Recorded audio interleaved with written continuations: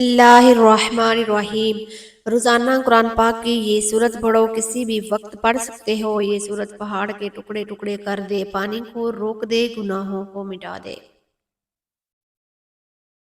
قضا نمازیں سب معاف کروا دے۔ وہ سورت یہ ہے۔ ناظرین کرام، اللہ تعالیٰ انسان سے محبت کرتے ہیں۔ جو روزانہ قرآن پاک کی یہ ایک سورت پڑھ لیتا ہے، اس کے وارے نیارے ہو جاتے ہیں، مخلوق میں اس کا سکہ چلتا ہے، لوگ اس کی باتوں کو اہمیت دینے لگتے ہیں، اس کے ہاں میں ہاں اور نہ سب کی نہ ہوتی ہے۔ ایسا شخص اس دنیا میں بھی شہنشاہ ہو جسے زندگی گزارتا ہے، شہنشاہوں جیسی زندگی گزارتا ہے، اور آخرت میں بھی اس کا ٹھکانہ جنت ہے۔ یہ سورت چٹان کو ریزہ ریزہ کر دیتی ہے، پانی کو روک دیتی ہے، آگ کو بجھا دیتی ہے، گناہوں کو مٹا دیتی ہے، جیسے وہ خطا کار تھا ہی نہیں جو اللہ رب العزت اور اب نبی کریم صلی اللہ علیہ وسلم کا بتایا ہوا یہ ایک عمل کر لیتا ہے۔ اس ویڈیو میں آپ کو بتائیں گے کہ وہ کون سی صورت ہے جسے روزانہ پڑھنے سے اللہ سبحانہ تعالیٰ اپنے اس بندے سے خوش ہو جاتے ہیں۔ وہ کون سا عمل ہے جس کو کرنے سے انسان دنیا اور آخرت میں امیر و کبیر، غنی اور مال و دولت سے مالا مال ہو جاتا ہے۔ ناظرین کرام، یوں تو قرآن پاک میں نازل کی گئی ہر ایک سورت، بلکہ ہر ایک آیت، ہر ایک لفظ، ہر ایک حرف اللہ سبحانہ تعالیٰ کی عظمت اور بزرگی کا اعلان کر رہا ہے، لیکن ایک ایسی مبارک سورت ہے جو کہ اللہ نے خاص غریبوں کو نوازنے کے لیے قرآن پاک میں نازل فرمائی ہے۔ جو بھی ہر روز اس سورت کو پڑھنے کا اپنا معمول بنا لیتا ہے تو اللہ پاک اس کے گناہ معاف کر دیتے ہیں اور اس کی جتنی بھی حاجتیں ہیں پوری ہو جاتی ہیں۔ چند ہی دنوں میں وہ امیر سے امیر تر ہو جاتا ہے۔ لوگ اس کے اوپر برستی دولت کی بارش دیکھ کر حیران ہو جاتے ہیں۔ اس سورت مبارکہ کے بارے میں بتانے سے پہلے آپ کو ایک ایسا عمل بتاتی ہوں جس کی قرآن پاک میں بار بار تاکید فرمائی گئی ہے۔ چنانچہ اللہ تبارک و تعالیٰ نے بار بار قرآن پاک میں اپنے نبی آخر الزماں اور آپ کے صحابہ کرام کی اولاد تمام مومنین کو جس عمل کو بار بار کرنے کی تاکید فرمائی ہے وہ اللہ تعالیٰ کا شکر ادا کرنا ہے۔ ہر ایک صورت بیش بہا زیور کی مانند ہے، جبکہ پورا قرآن اس صندوق کی طرح ہے جس کے اندر طرح طرح کے قیمتی جواہرات اور زیورات بھرے ہوتے ہیں۔ ان قیمتی جواہرات سے وہی لوگ مستفید ہوتے ہیں جو ہر روز قرآن شریف کو کھولتے ہیں اور اس کی تلاوت کا شرف حاصل کرتے ہیں۔ ناظرین محترم، قرآن پاک کی ایک ایسی صورت ہے جسے روزانہ پڑھنے والا کبھی مایوس اور کبھی نامراد نہیں ہوتا۔ دنیا جہاں کی دولتیں ایسے انسان پر عاشق ہو جاتی ہیں جو روزانہ یہ سورت مبارکہ پڑھتا ہے، یہ ایسے انسان کو کوئی کام، رکاوٹ اور بندش کا کام شکار نہیں ہوتا۔ ایسے انسان کو کبھی مال و دولت کی کمی نہیں ہوتی جو ہر روز نماز کے بعد یہ سورت مبارکہ پڑھتا ہے، اور جان لیجیے کہ وہ عظیم و شان سورت مبارک سورہ فلق ہے۔ کتنا ہی بڑا اور دشوار کام ہو، کتنی ہی بڑی رکاوٹ ہو، کتنے ہی حالات خراب ہوں، کتنی ہی بندشیں ہوں جو آپ کی زندگی کو تباہ و برباد کر چکی ہو، اللہ کی قدرت سے، اللہ تعالیٰ کی عطا اور اس کی نعمت سے، اللہ کی رحمت اور نوازشوں سے کبھی نا امید اور مایوس مت ہونا۔ روزانہ سورت فلق کو ہر نماز کے بعد صرف 7 مرتبہ اس طریقے سے پڑھنا کہ سب سے پہلے نماز ادا کر لیں، اس کے بعد ایک بار آیت الکرسی پڑھنی ہے، آیت الکرسی پڑھنے کے بعد درود پاک پڑھ لیں، درود پاک صلی اللہ علیہ وآلہ وسلم پڑھ لیں، صلی اللہ علیہ وآلہ علی محمد پڑھ لیں، یا درود ابراہیم پڑھ لیں۔ درود ابراہیم کی فضیلت زیادہ ہے، اس لیے ثواب کے لیے طور پر ایک مرتبہ میرے ساتھ بھی پڑھ لیجئے۔ اللہم صلی علی محمد وعلی آل محمد کما صلیت علی ابراہیم وعلی آل ابراہیم انکا حمید مجید۔ اللہم بارک علی محمد وعلی آل محمد کما بارکت علی ابراہیم وعلی آل ابراہیم انکا حمید مجید۔ 3، 5 یا 7 مرتبہ درود پاک پڑھنے کے بعد آپ نے تعوذ تسمیہ یعنی اعوذ باللہ من الشیطان الرجیم بسم اللہ الرحمن الرحیم پڑھ کر کیسا ہی بڑا مقصد ہو، کیسی ہی بڑی سے بڑی حاجت ہو، اس کی نیت خلوص دل سے کرنے کے بعد آپ نے 7 مرتبہ سورۃ فلق کی تلاوت کرنی ہے۔ سورہ فلق یہ وہ صورت ہے جو چٹان کو ریزہ ریزہ کر دے، پانی کو روک دے، آگ کو بجھا دے اور گناہوں کو مٹا دے، جیسے وہ خطا کار تھا ہی نہیں۔ سورت فلق پڑھنے سے گناہ معاف ہوتے ہیں۔ ایک بار سورت فلق سماعت فرمائیں۔ سورت فلق قرآن پاک سورت نمبر 113 ہے۔ بسم اللہ الرحمن الرحیم۔ قل اعوذ برب الفلق من شر ما خلق ومن شر غاسق اذا وقب ومن شر النفاثات في العقد ومن شر حاسد اذا حسد۔ کہو میں پناہ مانگتا ہوں فلک کے رب کی ہر اس چیز کے شر سے جو اس نے پیدا کیا، اور اندھیری رات کے شر سے جب وہ چھا جائے، اور گرہ میں پھونکنے والی جادوگرنیوں کی شر سے، اور حسد کرنے والوں کے شر سے جب وہ حسد کرے۔ اس کے بعد پھر سے درود پاک اتنی ہی تعداد میں پڑھ لینا ہے جتنی تعداد میں عمل سے پہلے پڑھا تھا۔ یہ عمل ہونے کے بعد آپ نے اللہ کے حضور اپنے دونوں ہاتھوں کو بلند کر کے اپنے دل کی تمام حسرتیں اس کے آگے کھول کر بچھا دیں۔ بے شک اللہ سبحانہ وتعالی ہم سب سے بھی زیادہ ہماری حاجات کو جانتا ہے، لیکن دعا کرنا حکم بھی ہے، سنت بھی ہے، اللہ کی رضا بھی ہے۔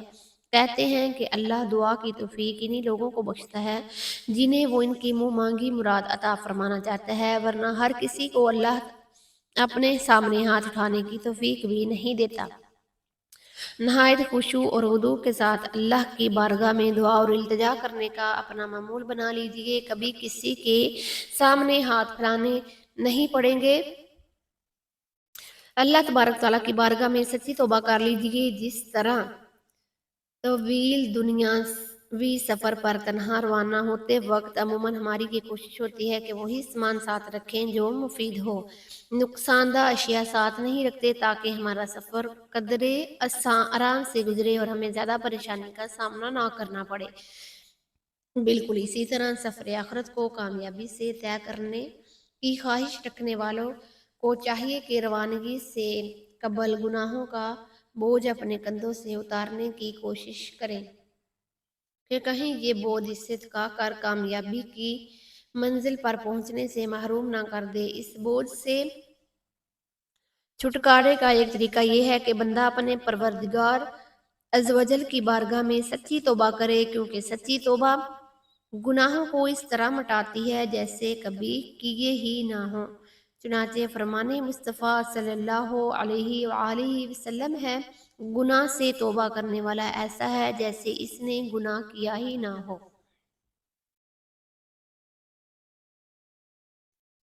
خوف خدا کے لیے بارگاہ رب العزت میں دعا کیجئے۔ یوں دعا کیجئے: اے میرے مالک عزوجل، تیرا یہ کمزور و ناتواں بندہ دنیا و آخرت میں کامیابی کے لیے تیرے خوف کو اپنے دل میں بسانا چاہتا ہے۔ اے میرے رب عزوجل، میں گناہوں کی غلاظت سے لتھڑا ہوا بدن لیے تیری بارگاہ میں حاضر ہوں۔ اے میرے پاک پروردگار عزوجل، مجھے معاف فرما دے اور آئندہ زندگی میں گناہوں سے بچنے کے لیے اس صفت کو اپنانے کے سلسلے میں بھرپور عملی کوشش کرنے کی توفیق عطا فرما دے اور اس کوشش کو کامیابی کی منزل پر پہنچا دے۔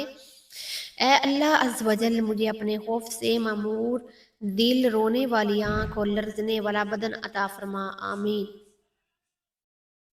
حضرت سیدنا ابراہیم خلیل اللہ علیہ السلام جب نماز کے لیے کھڑے ہوتے تو خوف خدا کے سبب اس قدر گریہ وزاری فرماتے کہ ایک میل کے فاصلے سے ان کے سینے میں ہونے والی گڑگڑاہٹ کی آواز سنائی دیتی۔ ایک دن حضرت سیدنا داؤد علیہ السلام لوگوں کو نصیحت کرنے اور خوف خدا دلانے کے لیے گھر سے باہر تشریف لائے تو آپ کے بیان میں اس وقت 40,000 لوگ موجود تھے، جن پر آپ کے پر اثر بیان کی وجہ سے ایسی حقیقت طاری ہوئی کہ 30,000 لوگ خوف خدا کی تاب نہ لا سکے اور انتقال کر گئے۔ حضرت سیدنا یحییٰ علیہ السلام جب نماز کے لیے کھڑے ہوتے تو خوف خدا کے سبب اس قدر روتے کہ درخت اور مٹی کے دلے بھی آپ کے ساتھ رونے لگتے۔ حضرت سیدنا شعیب علیہ السلام خوف خدا سے اتنا روتے کہ مسلسل رونے کی وجہ سے آپ کی اکثر بینائی رخصت ہو گئی۔ ایک بار حضور نبی رحمت شفیع امت صلی اللہ علیہ وآلہ وسلم ایک جنازے میں شریک تھے۔ آپ صلی اللہ علیہ وآلہ وسلم قبر کے کنارے بیٹھے اور اتنا روئے کہ آپ کی چشمان اقدس سے نکلنے والے آنسوؤں سے مٹی نم ہوگی۔ پھر فرمایا اے بھائی اس قبر کے لیے تیاری کرو۔ حضرت سیدنا جبرائیل علیہ السلام نے ایک بار بارگاہ رسالت میں عرض کی، جب سے اللہ عز و جل نے جہنم کو پیدا فرمایا میری آنکھیں اس وقت سے کبھی اس خوف کے سبب خشک نہیں ہوئی کہ مجھ سے کوئی نافرمانی نہ ہو جائے اور میں جہنم میں نہ ڈال دیا جاؤں۔ خود احتسابی کی عادت اپناتے ہوئے فکر مدینہ کیجئے، اپنی ذات کا محاسبہ کر لینے کی عادت بنا لیجئے۔ خوف خدا کے حصول کی منزل پر پہنچنے قدر آسان ہو جاتا ہے۔ فکر مدینہ کا آسان مطلب یہ ہے کہ انسان اخروی اعتبار سے اپنے معمولات زندگی کا محاسبہ کرے، پھر جو کام اس کی آخرت کے لیے نقصان دہ ثابت ہو سکتے ہیں انہیں درست کرنے کی کوشش میں لگ جائے، اور جو امور اخروی اعتبار سے نفع بخش نظر آئیں ان میں بہتری کے لیے اقدامات کرے، مدنی انعامات پر عمل کرے، خوف خدا رکھنے والوں کی صحبت اختیار کرے۔ ایسے نیک لوگوں کی صحبت میں بیٹھنا بھی بندے کے دل میں خوف خدا بیدار کرنے میں بہت مددگار ثابت ہوگا۔ ہر صحبت اپنا اثر رکھتی ہے۔ مثال کے طور پر اگر آپ کو کبھی کسی میت والے گھر جانے کا اتفاق ہو، وہاں کی فضا پر چھائی ہوئی اداسی دیکھ کر کچھ دیر کے بعد آپ بھی غمگین ہو جائیں، اور اگر کسی شادی پر جانے کا اتفاق ہو تو خوشیوں بھرا ماحول دیکھ کر آپ بھی کچھ دیر کے لیے مسرور کر دیں۔ بلکہ اسی طرح اگر کوئی شخص غفلت کا شکار ہو اور گناہوں پر دلیر ہو جانے والے لوگوں کی صحبت میں بیٹھے گا تو غالب گمان ہے کہ وہ بہت جلد انہی کی مانند ہو جائے، اور اگر کوئی شخص ایسے لوگوں کی صحبت اختیار کرے گا جن کے دل خوف خدا سے معمور ہوں، ان کی آنکھیں اللہ تعالیٰ کے ڈر سے روئیں، تو امید ہے کہ یہی کیفیات اس کے دل میں بھی سرایت کر جائیں گی انشاءاللہ عز و جل۔ ناظرین، اللہ تعالیٰ سے دعا ہے کہ ہمیں بہتر عمل کرنے کی توفیق عطا فرمائے، آمین یا رب العالمین۔ ناظرین، ویڈیو اچھی لگے تو ویڈیو کو لائک کریں، ویڈیو کو شیئر کریں، چینل کو سبسکرائب کریں، اور کمنٹ باکس میں اللہ تعالیٰ کے 99 ناموں میں سے ایک نام ضرور ٹائپ کریں۔ جزاک اللہ۔